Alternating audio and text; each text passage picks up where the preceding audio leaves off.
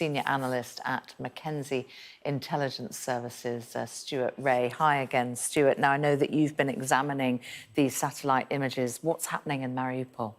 We're seeing the Russians consolidating their position in Mariupol, tidying it up, getting rid of the buildings that have been demolished and are unsafe. They're being razed to the ground now. And there's been some fresh construction, such as we're seeing on the screen here. And this is very interesting. This obviously clearly states, or clearly shows the Russians' intent that they're not going anywhere. They're building some pretty impressive infrastructure in that city. What we're seeing here on this one, I've been looking at the imagery and previous imagery to this to see the development of this facility. This looks like a kind of a warehouse facility to me, probably a logistics storage depot or what have you. And the building to the left here looks like some kind of headquarters.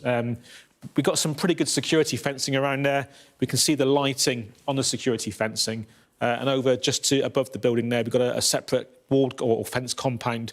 It looks like to me like underground fuel storage, possibly for like heating oil or what have you in that facility. A comms tower and what have you in there.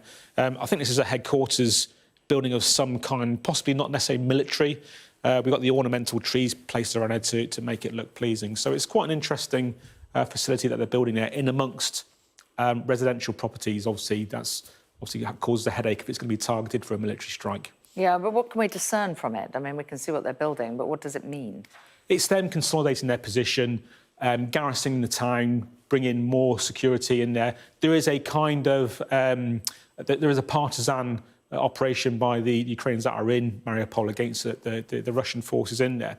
What is surprising is the security around this facility is weaker than I would expect, considering the environment they're in. I would expect, in the British Army, for an example, if we were in a place like this, we would have much more security, probably, reinforced guard posts along the fence line to actually secure that. But it's a statement of intent that the Russians aren't going anywhere and they're garrisoning the city to fully occupy it. Let's talk about the city of Bakhmut, which we know has become an important symbol, hasn't it, for some of the Russian troops to try and demonstrate to Putin what they have been able to capture. What's happening there? Yeah, Bakhmut it's operationally, strategically, it's not massively important, but it is symbolic. They've invested a lot of resources, manpower and equipment into trying to take Bakhmut, but impressively, the Ukrainians have managed to resist up until now. We're seeing probably an attempt to encircle the town of Bakhmut with an axis coming from the south and from the north to try and encircle it. More gains, although slight, in the south to take Bakhmut. What it does, it shows that the investment of resources has been for nothing. It also, to a degree, it protects their flank from the Ukrainian counteroffensive up in the north, and it opens up the corridors to move towards Sloviansk and Kramatorsk, which is obviously key in their aim to take over the Donetsk Oblast as part of the Donbass region. Of course, the other pressure that can be brought to bear on Russia is financial, economic. And let's talk about this price cap that's been agreed by a number of different countries on Russian crude oil. How is that going to affect Russia's coffers to fund this war?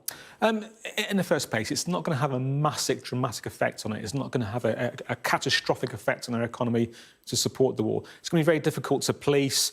It's up to the carriers of the crude oil to actually confirm that the end client has paid the correct price for that oil.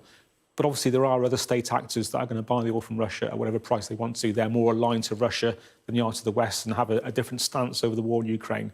So there's going to be ways and means that Russia will still be able to get revenue from the sale of the oil, but it will have a slight impact on it, but not the catastrophic impact, I think, that was hoped. Because many of those countries had already started getting their oil from elsewhere. That's right. The usual suspects, Iran, North Korea, India, the places that, are probably having a completely different stance to the war in Ukraine than the West are.